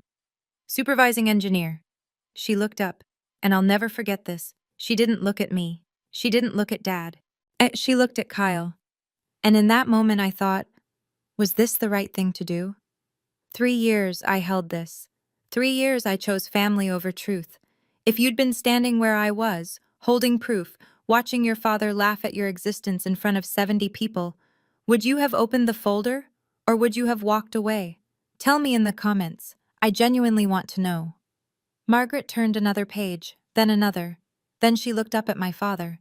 And then every trace of celebration drained from the room like water from a cracked glass. Dad snatched the folder from Margaret's hands. Papers scattered. 2 sheets slid off the podium and drifted to the floor like leaves. This is a family matter. His voice cracked on the word family. I'd never heard that before. Margaret's tone dropped 10 degrees. Gerald, those are county engineering documents with signatures I need to verify. Hand it back. He didn't. Instead, he turned to the room. 70 faces, some stunned, some confused, most very still, and did what Gerald Anderson had always done best. He performed. His shoulders softened, his chin dipped. When he spoke, his voice had the careful tremor of a man who's been wounded. Folks, I'm sorry about this. He shook his head slowly. My daughter has always had issues. She's been estranged from the family for years. What we've tried everything. He looked at me with a sadness so practiced it almost felt real. She's been troubled for years. We've tried everything. And it worked, for about 5 seconds. I saw it ripple through the room. A few sympathetic nods. A woman near the front clutched her napkin. Someone whispered, "How sad." Dad was good at this. He could rewrite a room in 30 seconds. I'd watched him do it my entire childhood, reshaping every story, every situation, until he was the hero and I was the problem. But this time, Margaret Holt was holding 3 pages of county documents. And documents don't respond to tone of voice. Margaret knelt, picked up the fallen sheets, and straightened them against the podium. Gerald, she said, not unkindly, I'm going to need these back. Dad's performance faltered. Because Margaret wasn't looking at him with sympathy. She was looking at him the way an auditor looks at a discrepancy. Margaret took the folder back. This time, Dad didn't resist. She read methodically. No drama. Just a woman doing her job at a speed that made the room hold its breath. First, my structural drawings. PE stamp number 47,832. My signature, Heather M. Anderson, PE, in clean black ink. Then, the emails. 7 of them. All from Gerald's county address to the project office. She read one line aloud. Not for theater. I think she couldn't help it. Remove all references to external consultants from the Millbrook file. She looked up. You told the board the redesign was done in-house. Dad's chin lifted. It was a team effort. Margaret turned the page. The state filing. The PE certification document submitted to the State Department of Transportation. Kyle's signature. Kyle's printed name. The line that read Supervising Engineer, PE license number, and next to it, a number. A number that didn't exist in any state registry. Margaret stared at the page for a long time. Then she turned to Kyle. He was still at the head table, napkin in his lap, looking like a man watching his own car slide off a cliff in slow motion. Kyle, Margaret said, calm as a doctor reading test results. Do you hold a PE license? The room shifted. Engineers in the audience, and there were several, sat up straighter. They knew what that question meant. Kyle's mouth opened. His eyes went to Dad, the reflex of a lifetime, but the automatic search for someone to answer for him. But Dad was frozen at the podium, mic in hand, no script, no rehearsal. For the first time in my memory, Gerald Anderson had nothing to say. Kyle was on his own. Kyle's voice came out thin, stripped of the confident handshake tone he'd been using all evening. Dad told me to sign. I didn't know it was a problem. The whisper that moved through the room wasn't surprise. It was recognition. 70 people doing the math at the same time. Engineers, contractors, county officials. Every one of them understood what a PE signature meant, and every one of them understood what it meant when someone signed without one. Margaret turned back to Dad. Gerald, you were project manager? You supervised Kyle's involvement? Dad straightened, tried to recover. He was supervised. I supervised him. Margaret didn't blink. You're a project manager, Gerald. You don't hold a PE either. Silence, but a different kind now. And not the awkward silence of a family squabble. This was the silence of people realizing they were watching something official, something with consequences. This wasn't a daughter making a scene at her father's party. This was a county engineering matter unfolding in real time. Mom stood. Her chair squealed against the floor. Her voice shook. Can we please not do this here? Every head turned to me, waiting. Yeah, and I said the thing I'd been holding for 3 years. The reason the folder existed at all. I tried doing this privately 3 years ago, Mom. Dad told me to mind my own business. Mom sat back down, slowly, like the air had left her. Dad gripped the podium with both hands. His knuckles were white, his face was red, and when he spoke, the microphone caught every word. This is my retirement party. Not a courtroom! But Margaret Holt was already sliding the documents back into the folder. Carefully, completely, the way you handle evidence. That's when Dad broke character. He turned on me. Full rotation, shoulders squared, microphone forgotten in his fist. His voice was raw. No performance, no audience management. Just 31 years of something ugly finally reaching the surface. I gave you a roof. I gave you food. And this is how you repay me? The room flinched. Not at the words, at the tone. This was the Gerald Anderson nobody in this room had ever seen. The private one. The one who spoke behind closed doors, in kitchens, in hallways. The one only his family knew. I didn't step back. I didn't raise my voice. You gave me a roof, Dad, but you never gave me a seat at the table. Not even tonight. Something shifted in the room. I could feel it. A change in gravity. A few people at the side tables nodded. Small movements, almost involuntary. Janet, Dad's secretary of 22 years, sitting 3 tables away, pulled a tissue from her purse and pressed it to her eyes. Dad looked around the room, searching, scanning, looking for an ally, a sympathetic face, someone to back his version of the story. No one met his eyes. Kyle stared at the tablecloth. Mom's face was buried in her hands. The county officials at the front table studied their plates like they were reading blueprints. Margaret Holt closed the folder, then tucked it under her arm, and said, with the precision of a woman who had run this county for 12 years, Gerald, I'll need to review this with legal on Monday. I suggest you enjoy the rest of your evening. Everyone understood. The party was over. Janet caught my arm as I stepped down from the riser. Her hand was warm, her eyes were wet. I always wondered who really fixed that bridge. Let me tell you what was in that folder. All of it. First, the structural redesign drawings for the Millbrook Bridge load transfer system, 23 pages, every one of them bearing my PE stamp, number 47,832, and my signature. Heather M. Anderson, PE. These were the drawings that replaced the flawed original design, the ones that ensured the bridge could carry school buses and ambulances and 18-wheelers for the next 100 years. Second, 7 emails from Gerald Anderson's county email account to the Carver County Project Office, and each one a variation of the same directive. Remove Marsh and Callaway Engineering from the project record. Remove external consultant references. Credit the redesign to in-house collaboration. In one email, dated 3 days after the bridge opened, he wrote, and I'll never forget the phrasing, "Clean this up. I don't want any loose ends." I was a loose end. Third, a formal letter from the State Board of Professional Engineers, addressed to me by name, recognizing my exceptional structural analysis contributing to the safety of the Millbrook Bridge. The board had sent it after reviewing the revised design as part of their routine post-construction audit. Dad never knew about this letter, because he never asked.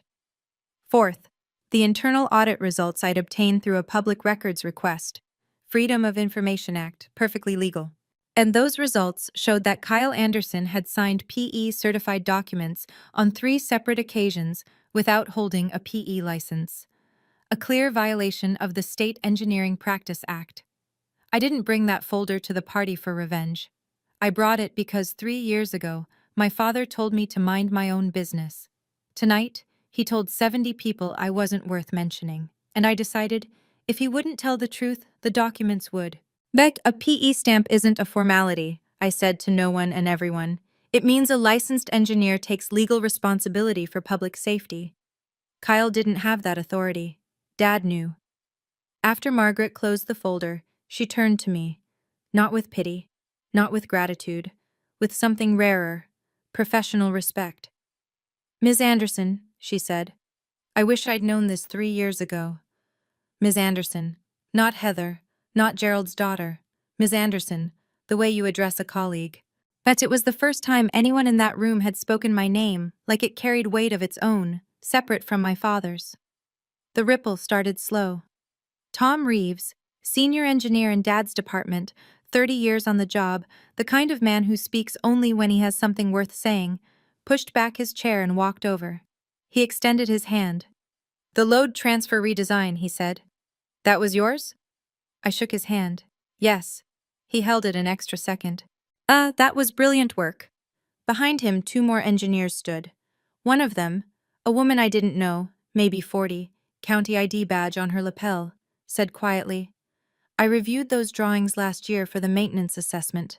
The shear wall integration was, I wondered who'd done it." Dad stood at the podium, microphone still in his hand. But the room had rotated, like a planet shifting its axis, and he was no longer at the center. No one looked at him. Kyle sat frozen, white-faced, his water glass untouched, sweating a ring onto the tablecloth. Mom pulled at my sleeve from behind. When had she walked over? Her voice was thin. "Please, let's just go home." I turned to her. My mother, the woman who'd spent 40 years translating Dad's cruelty into something softer, something survivable. "You know how your father is." I said, "I am going home, Mom. My home." And I meant it in every way a sentence can be meant. I picked up my bag from the back table. The blazer I'd bought for tonight, charcoal, professional, chosen with care, felt like armor now. I walked toward the exit. Steady. Not fast. Not slow. The way you leave a place you're never coming back to. Dad caught me at the door. He must have come off the riser fast, because he was slightly out of breath. His hand closed around my elbow. Not hard, but firm enough to stop me. "If you walk out that door, you're not my daughter anymore."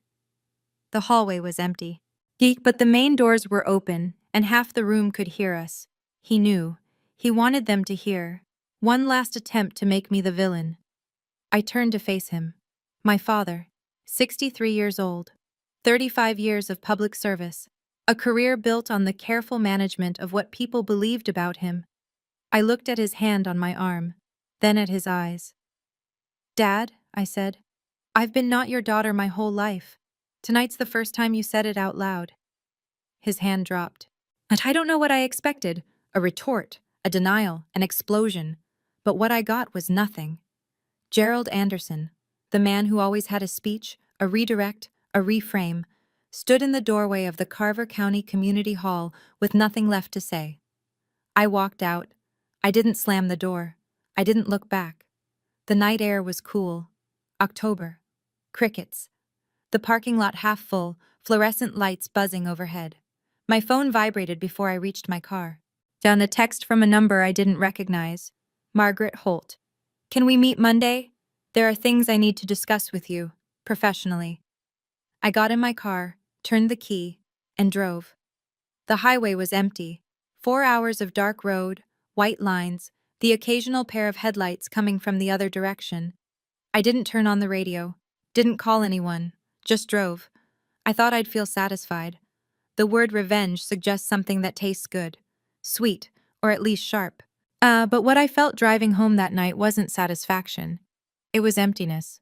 Not the bad kind, the clean kind. Like walking through a room you've finally finished clearing out after years of stepping around the mess. Around the 2-hour mark, I called Elaine. She picked up on the first ring, which meant she'd been waiting. "How do you feel?" she asked. I thought about it, really thought. "Like I finally handed in the last report." She laughed, soft, knowing. At the laugh of a woman who had seen enough in 55 years to understand that some victories don't feel like victories. They feel like the end of something you didn't realize had been exhausting you. "You didn't burn the bridge, Heather," she said. "You just proved who actually built it." I smiled. First time in hours. The miles scrolled by. I thought about Dad's face when Margaret opened the folder, about Kyle's silence, about Mom's hand on my wrist. Sit down. At honey. And the 20 years of sit down, honey that had come before it. I thought about what Dad said. Not worth mentioning. And I realized maybe he was right. Not in the way he meant it, but in a different way. I didn't need to be mentioned. My work spoke for itself. It had always spoken for itself. I'd just been waiting for the wrong person to listen. I got home at 1 in the morning, set my bag on the counter. It was lighter now. The folder was gone. Monday morning, 9 o'clock. At Margaret Holt's office on the 3rd floor of the Carver County Administrative Building. She had the folder open on her desk. Next to it, a legal pad with 2 pages of notes already filled in her sharp handwriting. A cup of coffee sat untouched, which told me this meeting had started before I arrived. Sit down, Ms. Anderson. I sat. Margaret didn't waste time. The state board letter? This is authentic? You can call them directly. My license number is on record. She made a note. Ed then looked up. Not as a boss, not as an investigator, as a person. Why didn't you come forward earlier? The honest answer was the only answer I had. He's my father. I thought he'd eventually do the right thing. Margaret nodded, slowly, the kind of nod that says I understand more than you think. I've referred the file to the county attorney's office, she said. They'll review the PE signature issue and the email directives.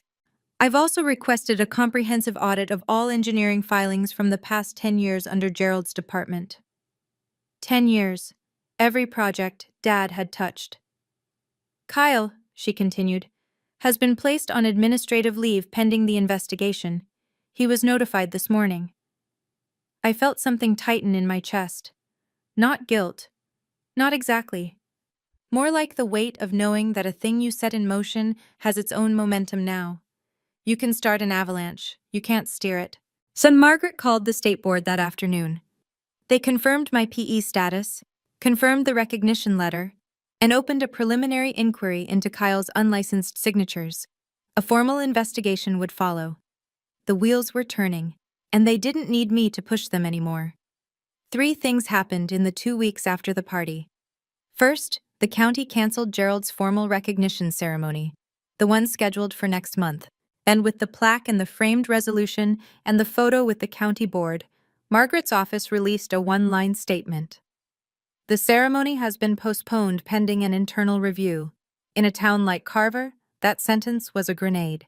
Second, the bronze plaque at the Millbrook Bridge, the one that read, "Dedicated to Gerald R. Anderson, Director of Public Works," was removed for updating. Everyone in town drove past that empty space on the bridge rail and knew exactly what it meant. And third, the county board scheduled a public hearing on engineering document procedures, open to the public. Agenda Item 1, PE certification compliance in county infrastructure projects. Dad was retired. He couldn't be fired. But the thing he valued more than any paycheck, his legacy, his name, the story of Gerald Anderson that the whole county had accepted as truth for 35 years, was being rewritten in real time. He called me on a Wednesday night. I almost didn't answer. You destroyed this family. His voice was flat. No performance, no audience, just him. No, Dad. You built a family where only one child counted. I just stopped pretending I was okay with it. He hung up. Mom called an hour later. Your father can't sleep, he's devastated. I closed my eyes. I couldn't sleep for 3 years, Mom. Did anyone call to ask about me? Silence. The long kind. The kind where you can hear someone realizing that the answer is no, and that no is enough. She said, I'll talk to you later, honey. She didn't call back for a month. Kyle called on a Saturday, late afternoon. The sun was going down outside my apartment window, and I was doing what I always did on Saturdays, reviewing drawings, drinking cold coffee, pretending the silence didn't bother me. His name on the screen made me pause. Kyle and I hadn't spoken directly, without Dad as moderator, in years. Hey! His voice was smaller than I remembered. The conference room confidence was gone. Oh, hey! Long pause. I could hear him breathing. Did you have to do it in front of everyone? I set my coffee down. You watched him say I wasn't worth mentioning, in front of everyone. Another silence. I let it sit. I'd spent my whole life filling silences for other people, smoothing, accommodating, making it easier for everyone but myself. Not anymore. I didn't know the PE thing was that serious, he finally said.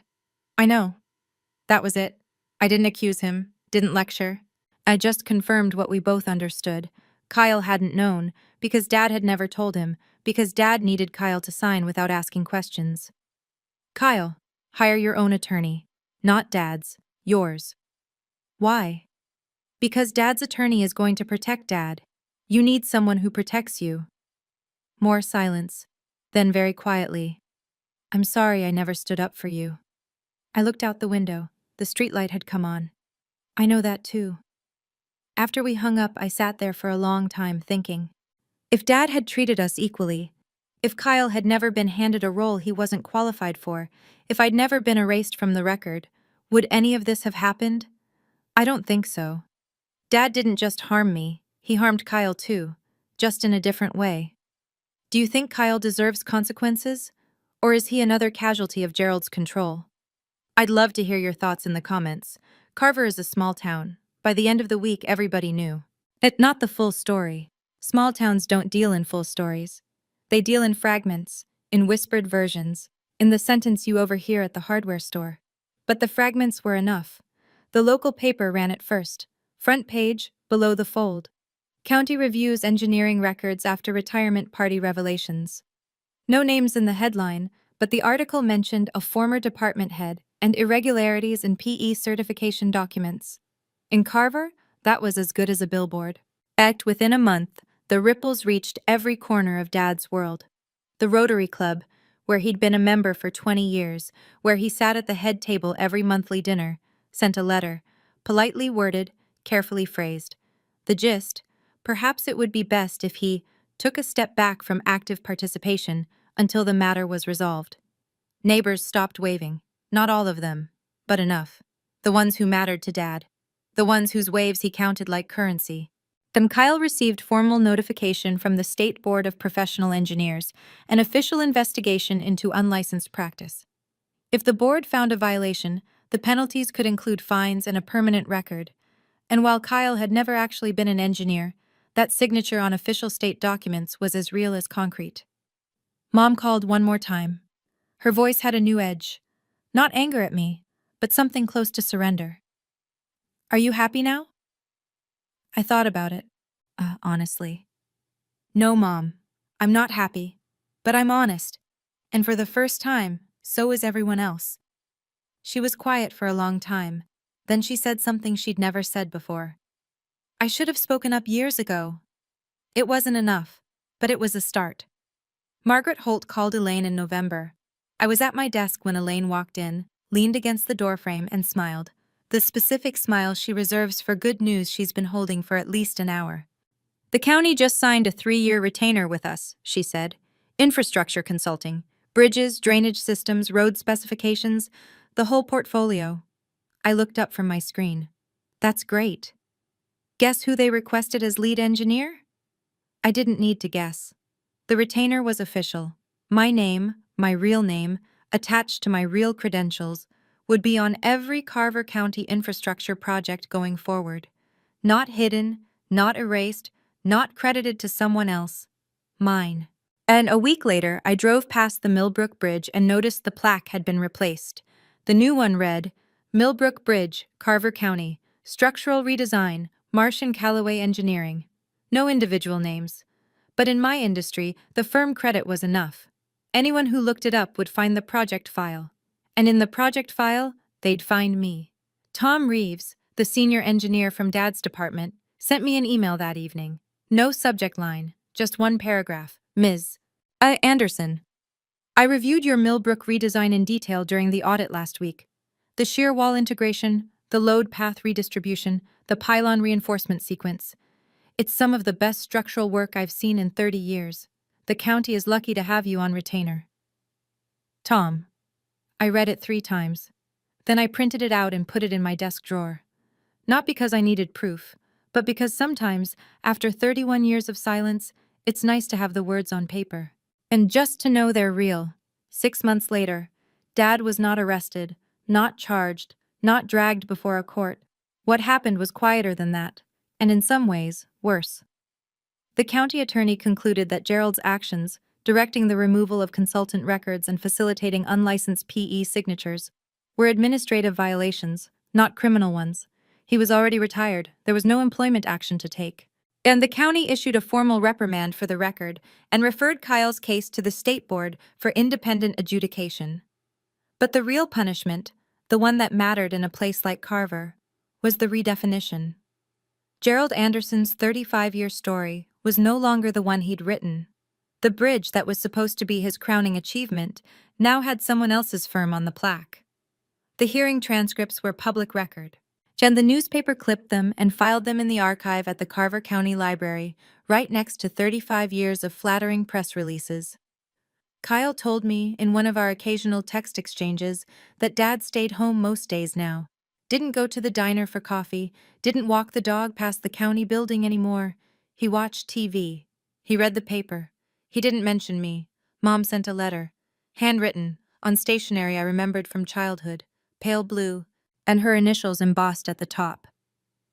I know I was wrong to stay quiet. I'm not asking you to forgive me. I just want you to know, I see you. I always saw you. I was just too afraid to say it.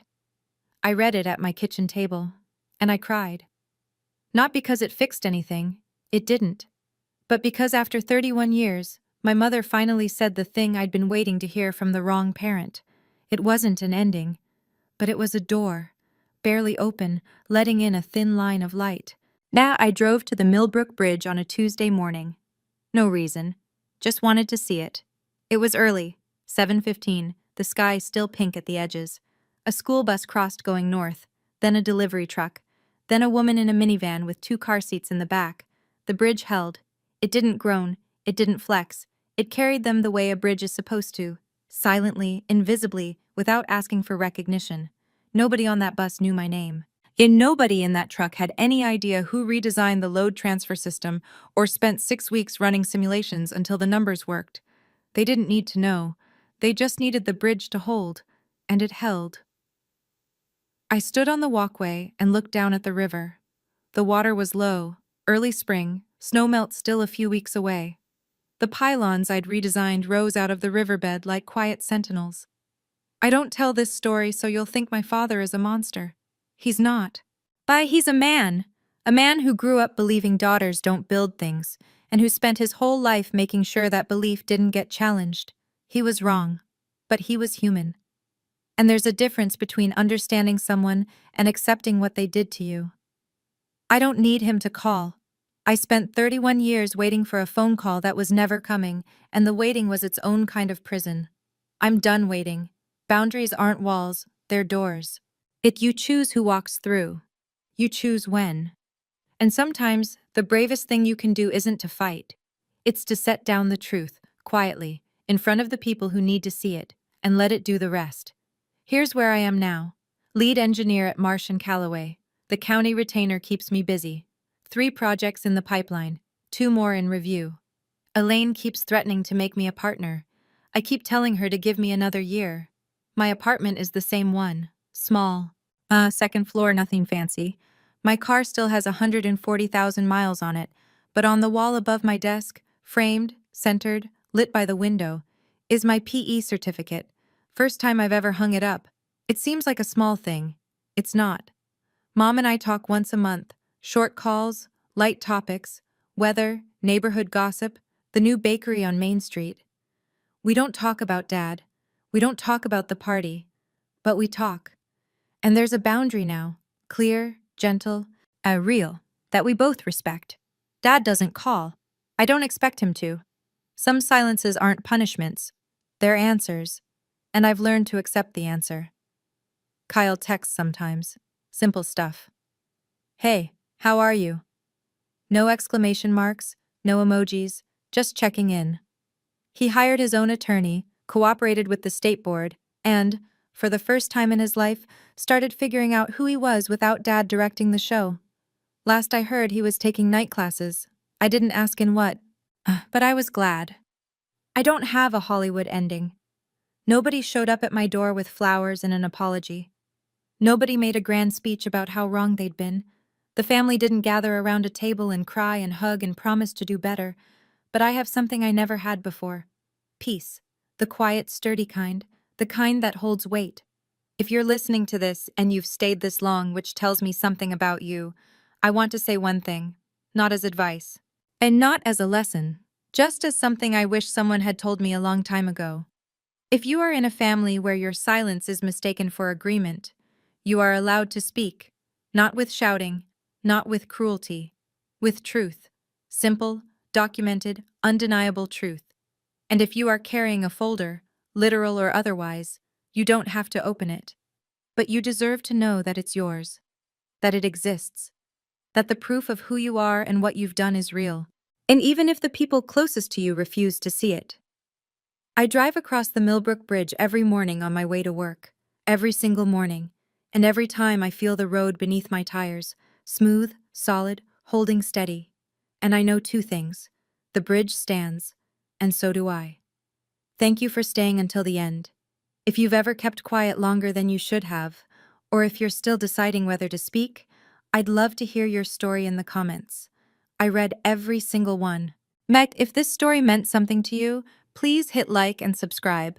It's the best way to help other people find it, people who might be sitting at their own back table right now, waiting to be mentioned. And if you want to hear what happened next, because there is a next, I've left a link in the description to another story you might recognize yourself in. Click it when you're ready. I'll be here. Heather.